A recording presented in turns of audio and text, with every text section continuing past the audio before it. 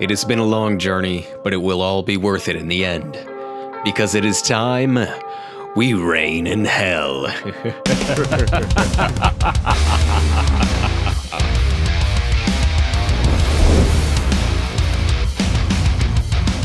Hello all, and welcome to Dice Chatter. My name is Donnie, and today we are officially dipping our toes into a tabletop skirmish game that has been on my radar for some time now, Reign in Hell. The first of its kind emerging from Snarling Badger Studios, crafted and molded by our lovely creators Adam and Vince. If you are somehow unaware of these two gentlemen, check the description.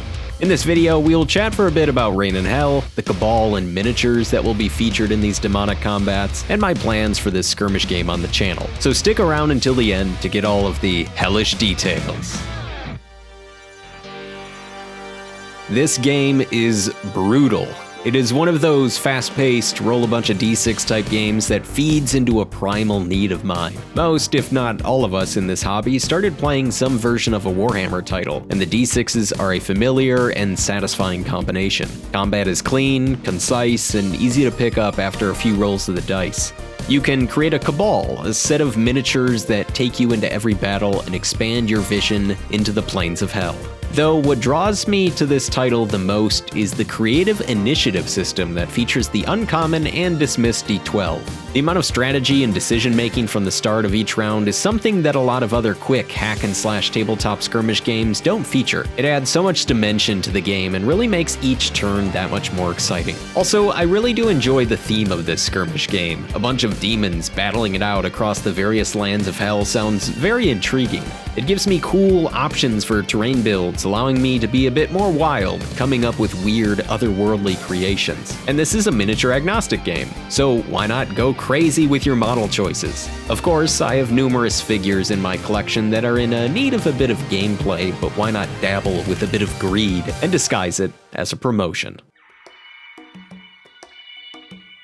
I've been chatting with Bestiarum Games for a little while now, and I have been loving their sculpts. I wanted to try painting a few of these twisted and demonic models, and they sent so many options, I knew it would take me a minute or two to paint them up. Out of the shipping box, I was pretty amazed with the high quality detail on each fig, and not to mention, a good mix of poses so that not all figures look the exact same on the table. These resin 3D prints are going to be perfect in a game like Reign in Hell. I had a hell of a good time coming up with paint scheme after paint scheme. I kept chugging along until I found one I truly liked.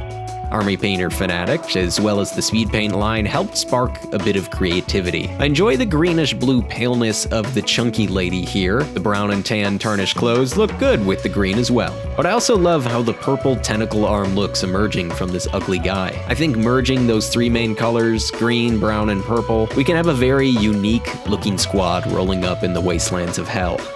The Cabal we are painting today is a fun mix of weird flesh and fungal monstrosities. I felt like these models fit the demented philosophy the most. Those who seek after order in this madness are truly insane.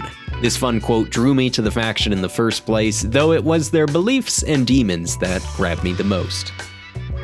Their leader being Goro, the Lord of Blights.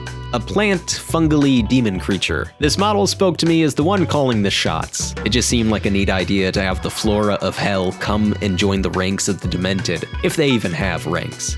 He was a fun and challenging model to paint. I did my best layering up from my deepest shadows to the highest highlights. Here and there I even tried a bit of glazing with some speed paints to add in more sickly, saturated color. Of course, our leader needs a creature at his right hand, the Madness Demon, who goes by the name of Greg. He is just a big chunk of mass and mutated flesh. I like to think this big guy was infected by the leader Goro. I did my best trying to create some nice blends between the flesh and tentacle arms exploding out with the jagged teeth. A truly twisted, poisoned, and zombified demon is always ready to fight for his master.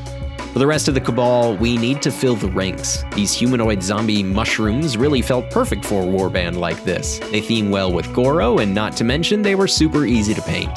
A bit of dry brushing, speed paints, and some edge highlights, and they finished up in a breeze.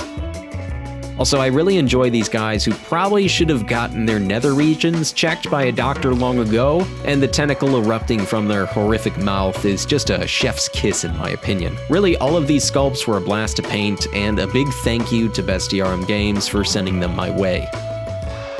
With a strong sense of accomplishment, the Cabal is all painted up. I feel pretty happy with how everything turned out. I think a typical red-themed warband would also be fun to try out another time. With Goro, the Lord of Blights in hand, I think I'm a bit ready to try and reign in some hell. This was one of those hobby projects that I found I wanted to keep going back to in my free time. I couldn't tell you if it was the anticipation of trying out a new game, a bunch of badass models, or testing out some new mini paints is what pushed me the most towards the hobby desk. I like to think all of this is the start of something new, and that is always an exciting feeling. Look out for some more Reign in Hell themed content, battle reports, terrain builds, and so on. I want to thank my patrons for helping me get my wargaming fix every now and again. Y'all are wonderful. Until next time, folks, I want to thank you all for watching, and of course, happy gaming.